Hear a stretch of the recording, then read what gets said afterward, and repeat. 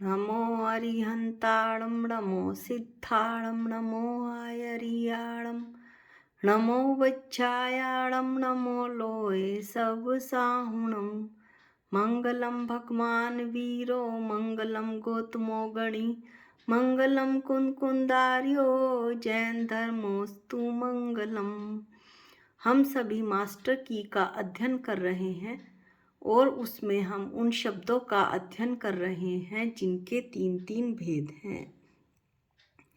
आज हम जो सबसे पहला शब्द पढ़ेंगे वो है पारिणामिक भाव। पारिणामिक भाव के तीन भेद होते हैं, भव्यत्व, अभव्यत्व और जीवत्व। परिणामिक भाव जो होते हैं वो कर्म की अपेक्षा से रहित होते हैं। इसमें जो हम पहला भाव पढ़ेंगे वो जीवत्व है। जीवत्व का अर्थ है जीवपना, चैतन्य। यह शक्ति आत्मा की स्वाभाविक है। इस जीवत्व में कर्म के उदय आदि की अपेक्षा नहीं रहती है, इसलिए इसे परिणामिक भाव कहते हैं। भव्यत्व और अभव्यत्व के विषय में भी यही है, वे भी कर्म की अपेक्षा से रहित हैं। जिस आत्मा में रत्नत्रय के प्रकट होने की योग्यता है वह भव्य कहलाता है, और जिसमें इस प्रकार की योग्यता नहीं होती वह अभव्य कहलाता है। इस तरह से हमने परिणामिक भाव के तीन भेद पढ़े, भव्यत्व, अभव्यत्व और जीवत्व। अब हम पढ़ेंगे प्रमाणाभास। प्रमाणाभास के तीन भेद हैं, संशय, विपर्य और अनध्यवसाय। प्रमाणाभास मिथ्या ज्ञान को प्रमाणाभास कहते हैं। प्रमाणाभास के जैसे तीन भेद बताए हमने, उसमें से पहला भेद है संशय किसको कहते हैं। विरुद्ध अनेक कोटि के स्पर्श करने वाले ज्ञान को संशय कहते हैं, यानी ऐसा ज्ञान जो कई तरह के विचार करता हो, जैसे यह सीप है, ये चांदी है, यह चमकती हुई रेत है। विपर्य किसको कहते हैं। विपरीत एक कोटि के निश्चय करने वाले ज्ञान को, यानी कि जो वस्तु स्वरूप है उसके विपरीत ज्ञान ने निश्चय कर लिया कि ऐसा ही है, जैसे मैं तो शरीर ही हूँ, या सीप को चांदी मान लेना, ये विपर्य कहलाता है। तीसरा इसका भेद है प्रमाणाभास का अनध्यवसाय। अनध्यवसाय यह क्या है। ऐसे प्रतिभास को अनध्यवसाय कहते हैं। जैसे मार्ग में चलते हुए किसी व्यक्ति के कांटा चुभ जाने पर तो उसे पता नहीं चलता कि क्या कुछ चुभा है, पर क्या चुभा है ये उसे पता नहीं चलता। इसी तरह से मैं शरीर हूँ, मैं आत्मा हूँ, इससे मुझे क्या लेना देना, जो होगा वो होगा, मुझे क्या, ऐसा जो विचार है वो अनध्यवसाय कहलाता है। प्रमाणाभास के बाद हम वातवलय पढ़ेंगे। वातवलय तीन प्रकार के हैं, घनोदति वातवलय, घन वातवलय और तनु वातवलय। जो लोक का आधार है, यानी लोक की बाउंड्री है, वो घनोदधि वातवलय है। घनोदधि वातवलय ठोस वायु और जल का घेरा है, ये वाष्प के समान है। इस घनोदधि वातवलय का आधार या बाउंड्री घन वातवलय है। यह ठोस वायु का घेरा है, जैसे मोटी हवा। घन वातवलय का जो आधार है या बाउंड्री है वो तनु वातवलय है। तनु वातवलय पतली वायु का घेरा है और पतली हवा है। तनु वातवलय का आधार आकाश है और आकाश अपने आधार से रहता है। इस तरह से हमने वातवलय के तीन भेद पढ़े, घनोदधि वात वलय, घन वात वलय और तनु वात वलय। अब हम चौथा भेद पढ़ते हैं, बल प्राण। बल प्राण 3 प्रकार के हैं, मन, वचन और काय।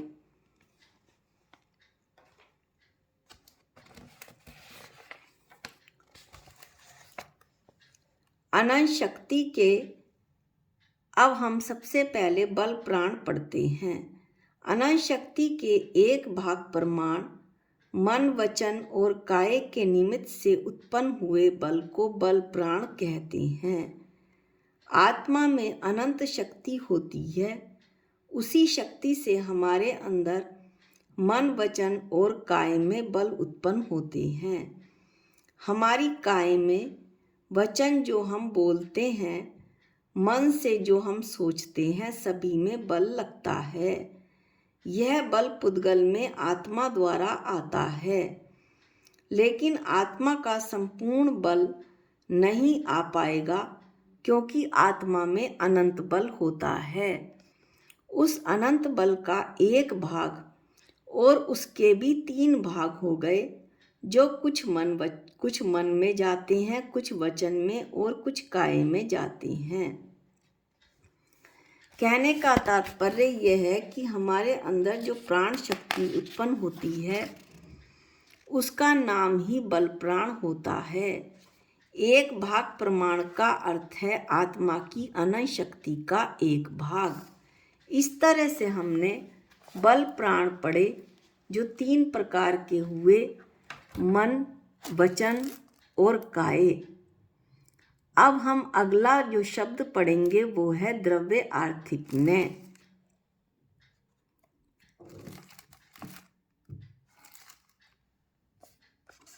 जो ने द्रव्य को जानता है उसे द्रव्य आर्थिक ने कहते हैं।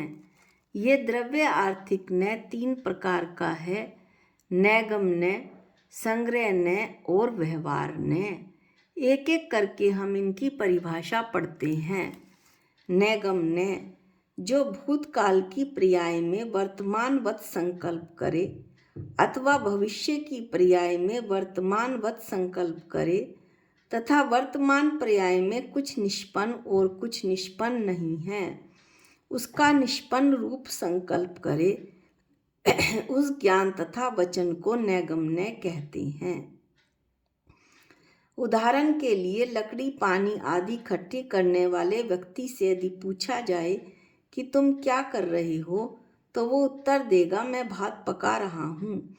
अभी भात पकाने की तैयारी ही कर रहा है, परंतु संकल्प भात पकाने का है, तो जो पर्याय अभी निष्पन्न नहीं हुई उसे वह निष्पन्न मानकर व्यवहार करता है। यह नैगम्य है। अब दूसरा इसका भेद है द्रव्य आर्थिक न्याय का संग्रह न्याय। जो न्याय अपनी जाति का विरोध नहीं करके एक पने से समस्त पदार्थों को ग्रहण करता है, उसे संग्रह न्याय कहते हैं। दृष्टांत के रूप में द्रव्य कहने से समस्त द्रव्यों का, जीव कहने से समस्त जीवों का और पुद्गल कहने से समस्त पुद्गलों का ग्रहण हो जाता है। द्रव्य आर्थिक न्याय का तीसरा भेद है व्यवहार न्याय। संग्रह न्याय के द्वारा ग्रहण किए हुए पदार्थों का विधि पूर्वक भेद करना व्यवहार न्याय कहलाता है। जैसे द्रव्य के 6 भेद करना, जीव, पुद्गल, धर्म, अधर्म, आकाश, काल, और जीव के संसारी और मुक्त 2 भेद करना, पुद्गल के परमाणु और स्कंध 2 भेद करना। यह न्याय वहाँ तक भेद करता है जहाँ तक भेद हो सकते हैं। इस तरह से हमने द्रव्य आर्थिक न्याय के 3 भेद पढ़े, नैगम न्याय, संग्रह न्याय और व्यवहार न्याय। अब हम अगला पढ़ेंगे उपयोग या भाव, जो 3 प्रकार के हैं, शुभ भाव, अशुभ भाव और शुद्ध भाव। शुभ और अशुभ भाव जीव के अपने अधीन हैं। जीव किसी को मारने रूप अशुभ भाव अथवा उसकी रक्षा करने रूप शुभ भाव कर सकता है, दोनों उसके अधीन हैं। आत्मा का कल्याण जीवों की रक्षा करने के भावों में है। मारने के भावों से पाप उत्पन्न होता है, पाप का उपार्जन होता है। यही समझकर भव्य जीवों को पाप रूप अशुभ भावों को त्याग देना चाहिए और रक्षा करने रूप शुभ भावों का धारण करना चाहिए।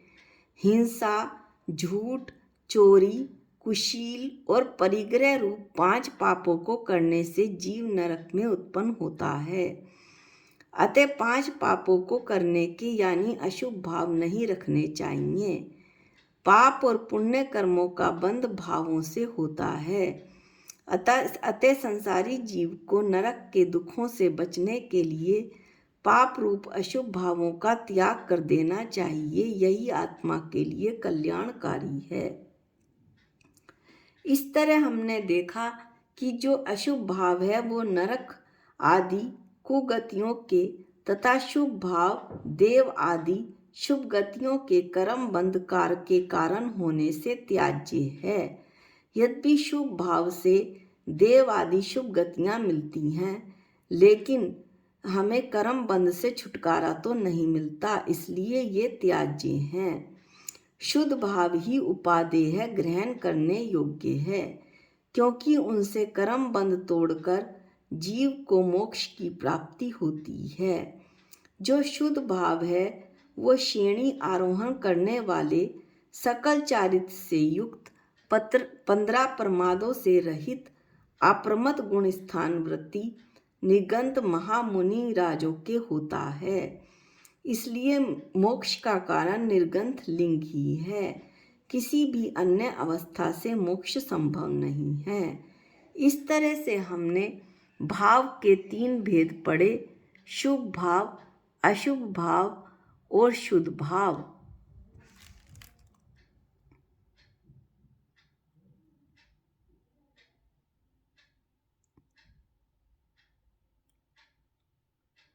अब हम जो अगला पढ़ेंगे वो है लोक। लोक के 3 भेद हैं, ऊर्ध्व, मध्य और अधो।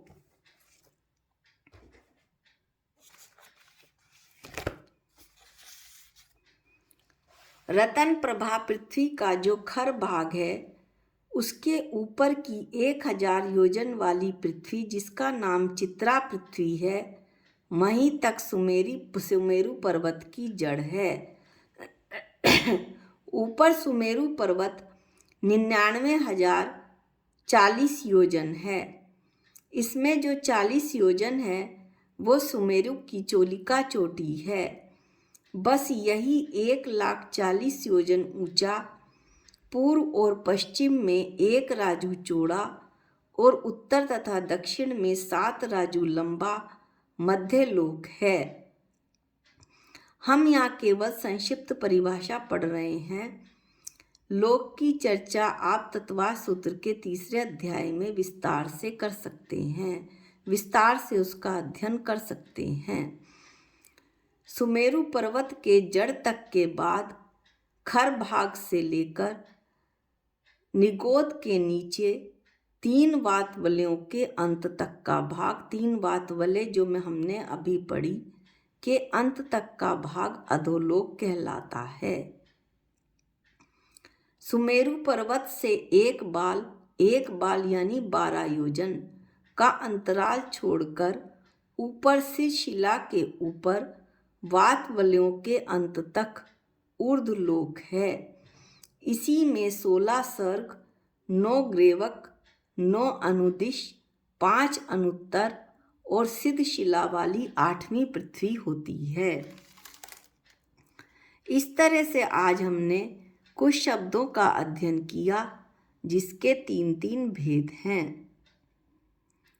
3 भेद बताए गए। अगले शब्दों का अध्ययन हम अगले वीडियो में करेंगे। आज के वीडियो में इतना ही। निज निधि निज में बताई, ये अनंत उपकार है। इसके लिए जिन वाणी माँ को वंदनानंत बार है, वंदनानंत बार है। सबको जय जिनेंद्र।